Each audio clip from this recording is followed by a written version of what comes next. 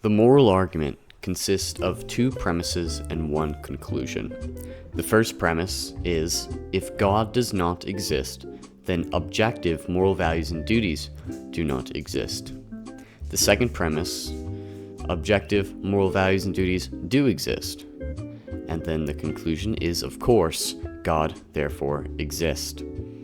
Now, most of the debate on the moral argument is around the second premise, asking whether a transcendent being is necessary for having objective morality. But in this video, I wanted to take a step back and discuss the first premise, which is if objective moral values and duties exist. So, I hope you enjoy the video. Consider liking and subscribing, and leave a comment if you disagree or even agree.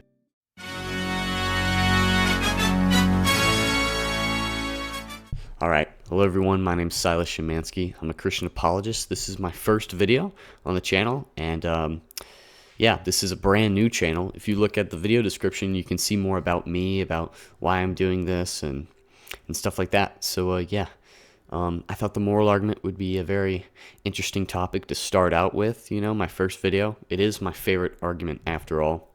If you're one of my friends watching this, then you'll know that I make the argument a lot online.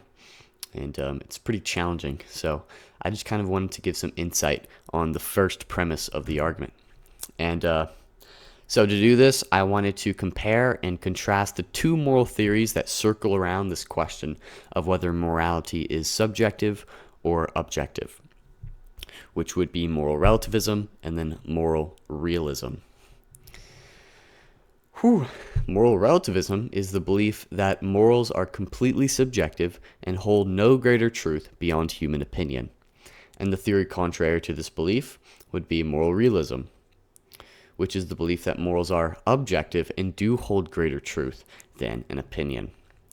And I'd also like to establish that moral relativism, morals are just opinions in the theory of moral relativism. It's nothing greater, right? And the reason I say this is because when I say that 2 + 2 = 4, I don't just say that's an opinion.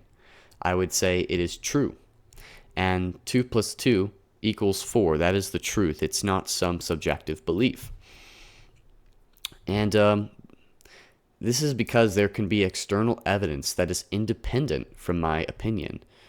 But when I say that apples are better than bananas, that claim does not have any external evidence that is independent from my own preferences, making the claim an opinion. And now knowing what makes an opinion and what makes a truth claim, we can examine whether morals are truths or opinions. So I'd like to ask the viewer, what do you think they are? Do you think they are truths, or do you think that they're opinions, moral beliefs?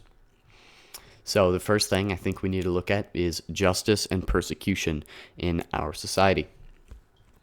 And in roughly all societies, the reason we punish and persecute people is because of objective facts that they contradict. But for the moral relativists, we punish people for what? Opinions? Now, in what way is this justified, you may be asking?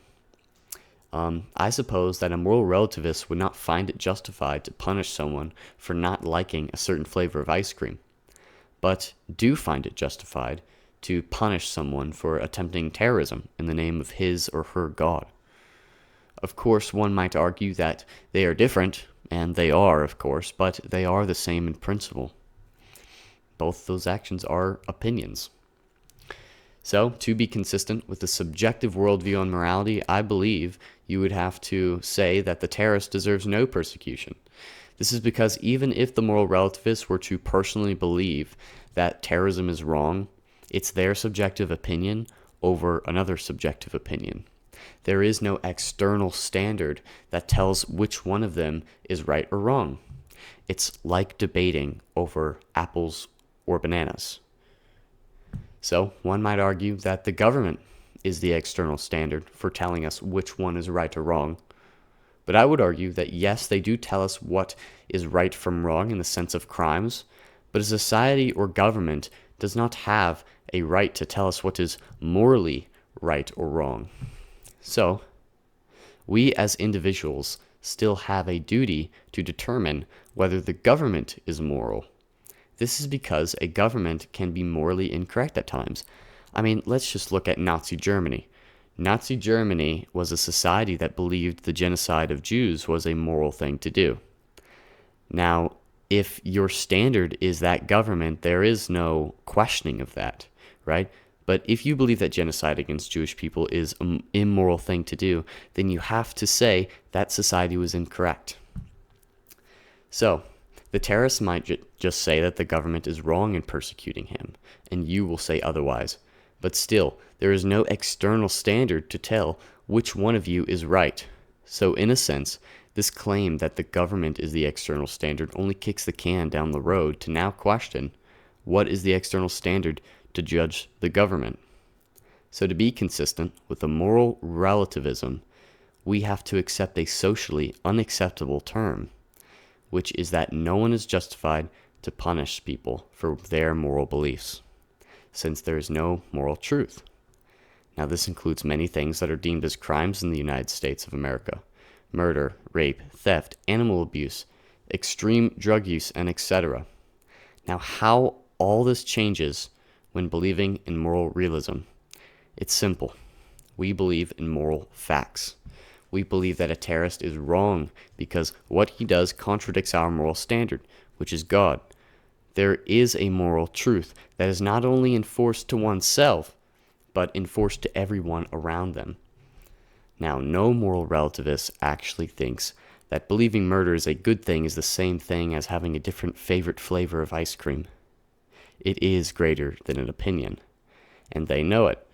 So even if someone were to accept the consequence of believing in moral relativism, I would accuse them of being foolishly consistent, to the point of them denying their own moral conscience just for the sake of being right. So be honest and then be consistent, not the other way around. Thank you for listening to this video.